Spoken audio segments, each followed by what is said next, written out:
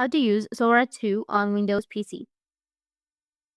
So if you want to use Sora 2 on your Windows PC, then what you need to do is first you need to open up your browser, any browser that you're comfortable with, and then you need to go and search for Sora 2, and you will have the official website, which is sora.com. You need to click on it.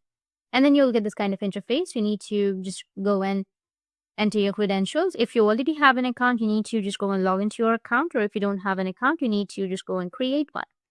So enter your date of birth and your account will be created. Now it will take you to this kind of interface, which is the dashboard. Once you've done that, you'll be prompted to type in your prompt. You can just simply go with describe your image, which will be on the bottom, or you can just go with plus and choose from your library or upload from device. Or you can also describe your image. So whatever text you enter or whatever script you enter will be the foundation of your video. So take a moment to think about what you want to say or showcase. Once you have your prompt or script ready, then it's time to make a choice between layout styles. Sora offers two main options, a landscape or a portrait layout. This is entirely up to you and depends on how you envision your final video looking. The landscape layout is perfect for standard video formats, while the portrait layout is ideal for social media stories.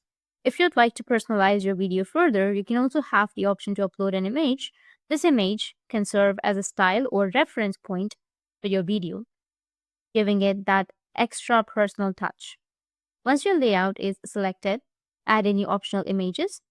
Now the exciting part begins, which is generating your video.